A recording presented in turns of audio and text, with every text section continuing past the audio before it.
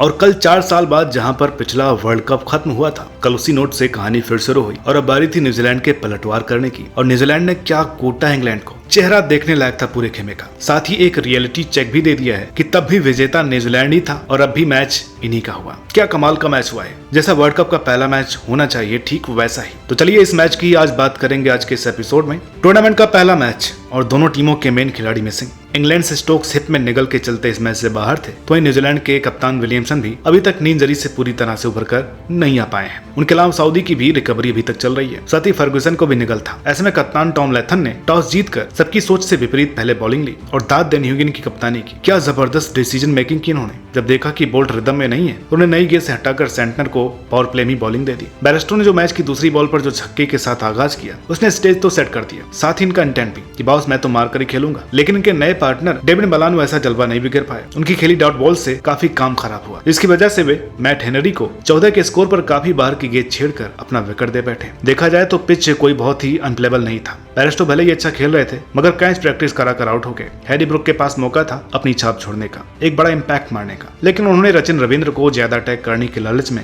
अपना विकेट फेंक दिया। मोइन अली भी ग्लेन फिलिप्स को अटैक करने के चक्कर में क्लीन बोल्ड हो गए। एक तरफ से विकेट गिरते ही जा रहे थे और रूट एक छोर से संभल कर सब कुछ देख रहे थे। जॉस बटलर ने कुछ अच्छे शॉट खेले और रूट के साथ 70 रन की अच्छी पार्टनरशिप की, लेकिन लॉथम ने एक बार फिर हेनरी को स्पेल दिया, जिन्होंने बटलर को आउट किया। यहाँ तारीफ करनी होगी न्यूजीलैंड के गेंदबाजों की, इन धुरंधरों को बात करके रखा, जिन्होंने बिल्कुल परफेक्शन के साथ अपने बॉलर्स को रोटेट किया। और ट्रेंट बोल्ट, जिनका दिन अभी तक खराब लग रहा था, उन्होंने एक ही ओवर से 50 रनों का डिफरेंस पैदा कर दिया। जब विस्फोटक लिविंगस्टन बिल्कुल अटैकिंग मोड में थे, तब 39वें ओवर की 4 डॉट बॉल, गति में अच्छा खासा मिश्रण और 5वीं बॉल पर 20 के स्कोर पर उनका विकेट। प्रेशर बहुत बढ़ गया। मैच का ये सबसे बड़ा टर्निंग पॉइंट साबित हुआ। किसी समय जो टोटल 350 नजर आ रहा था, वो सारा समीकरण इनके जबरदस्त गेम प्लान ने बिगाड़ कर रख दिया। और जब 31-40 ओवरों के बीच सिर्फ 58 रन दिए और 2 विकेट भी लिए, तो बाउंड्रीज का तो सूखा ही पड़ गया। लेकिन लाथम ने सबसे बड़ा गैम्बल तो तब खेला जब बिल्कुल सेट रूट के आगे ग्लेन फिलिप्स को दूसरा स्पेल दे दिया। यार क्या प्लेयर ग्लेन फिलिप्स, ये बंदा ग्राउंड पर हर चीज कर सकता है। और रोड भी इनकी यॉर्कर पर रिवर्स स्वीप मिस कर बोल्ड हो गए, जिससे इंग्लैंड की कमर टूट गई। वो इतनी देर तक डटे रहे और जब ऐसा लग रहा था कि वर्ल्ड कप 2023 का पहला शतक उनके बल्ले से आएगा, तो मामला 77 पर ही खत्म हो गया। इसके बाद 45.4 ओवर में जब ये 250 पर 9 हुए, तो सबने सोचा कि बस इसके आगे तो नहीं जा पाएंगे। उसमें इंग्लैंड ने सबसे बड़ा पॉजिटिव दिखाया अपनी बैटिंग डेप्थ से। 10 और 11 नंबर के बल्लेबाज कलायु के सहारे से सिंगल निकालते गए और आदिल रशीद का वो आखिरी ओवर में छक्का देखने लायक था। तो आखिरी विकेट की 26 बॉल में नाबाद 32 रनों की पार्टनरशिप हो गई, जिसकी कोई बात नहीं करेगा क्योंकि इंग्लैंड जीता नहीं है। लेकिन वर्ल्ड कप जीतने के लिए बैटिंग डेप्थ ऐसी ही होनी चाहिए, जो कि काबिल तारीफ है। न्यूजीलैंड की बॉलिंग में हेनरी ने शानदार प्रदर्शन करते हुए 3 विकेट तो लिए ही, लेकिन सेंटनर ने मात्र 3.7 की इकोनॉमी से अपना स्पेल पूरा किया, साथ ही 2 विकेट झटके, जो कि अननोटिस ही चला गया। और फिलिप्स के 3 ओवर ही गेम चेंजिंग साबित हुए। अब बारी है न्यूजीलैंड की चेस की। 283 का टारगेट वैसे तो चैलेंजिंग होना ही था, मगर विलियमसन के एब्सेंस में काम ज्यादा मुश्किल लग रहा था और यही इंग्लैंड ने सबसे बड़ी गलती कर दी, कीवियों को अंडर एस्टिमेट करके। ऊपर से विलियम का अनफॉर्चुनेट पहली बॉल पर निपटना। अब ओपनर पहली बॉल पर आउट हो सकता है, इस पर क्रिटिसाइज करना ठीक नहीं है, लेकिन जो सैम करन ने 2 मैडन ओवर डाले, उस प्रेशर का यहाँ मौका था इंग्लैंड के पास झपटने का, मैच कब्जे में करने का। कॉनवे से तो सबको बड़े इनिंग्स की उम्मीदें थी, क्योंकि उनके पास आईपीएल का एक अच्छा खासा एक्सपीरियंस है। लेकिन तभी 3 नंबर पर आए out of syllabus Rachin Ravindra, जो कि अपना पहला वर्ल्ड कप मैच खेल रहे थे। अब इनकी तारीफ में तो शब्द नहीं बचे मेरे पास। रविंद्र वैसे तो एक गेंदबाज के तौर पर थे इस टीम में, जिन्हें मजबूरी में विलियमसन की जगह भेजा गया, लेकिन किसी को इतनी उम्मीद नहीं होगी कि इंग्लैंड की ऐसी दुर्गति कर देंगे, क्योंकि इंडिया में खेलने का कोई खासा तजुर्बा तो इनके पास था नहीं।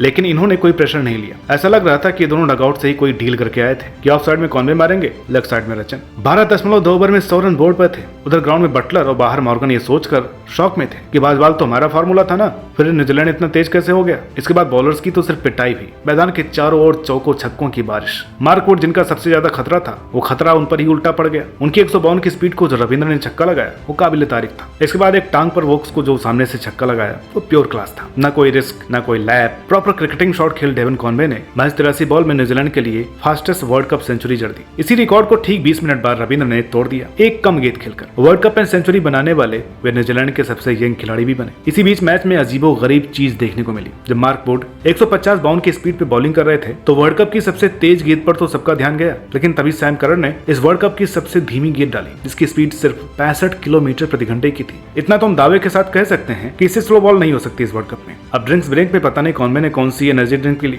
न्यूजीलैंड को जहां 96 बॉल में 38 रन चाहिए थे, ड्रिंक से आते ही उन्होंने 6-4-2-2-2-4-4-2-4-1 ठोक कर सिर्फ 10 बॉल में 31 रन ठोक कर मैच जिता दिया। न्यूजीलैंड 37 ओवर में 283 पर पहुंच गया और बुरी तरीके से इंग्लैंड की धज्जियां उड़ा दी। कॉनवे ने 152 और रविंद्र ने नाबाद 126 रन बनाए। ऐसा पहली बार हुआ जब अपने पहले वर्ल्ड कप मैच में ये दोनों खिलाड़ी सेम मैच में शतक बना दें। इनकी 273 रनों की ग्रैंड साझेदारी की बदौलत न्यूजीलैंड एक तरफा ही मैच जीत गया और इंग्लैंड सिर्फ देखता ही रह गया। एक बात तो है कि उन दो प्रैक्टिस मैचों ने न्यूजीलैंड और रविंद्र दोनों को कॉन्फिडेंस बनाने में बहुत तगड़ा रोल निभाया। वो इंग्लैंड के आत्मविश्वास की तो आत्मा ही कांप उठी है। तो वर्ल्ड कप का आगाज तो बड़े जोरों शोरों से हो चुका है। The most complete team New Zealand ने भी अपना डंका बजा दिया है। अब देखना होगा कि इंग्लैंड इसका क्या जवाब देगा। बाकी रचिन रविंद्र पर हमारी वीडियो नारक टीवी पर आ रही है या फिर आ चुकी होगी तो उसे देखना ना भूलिए। वीडियो अच्छी लगी हो तो प्लीज इसे लाइक करें, शेयर करें। चैनल पर नए हो तो प्लीज इसे सब्सक्राइब करना ना भूलें। मिलता है आपसे अगली वीडियो में, तब तक के लिए नमस्कार।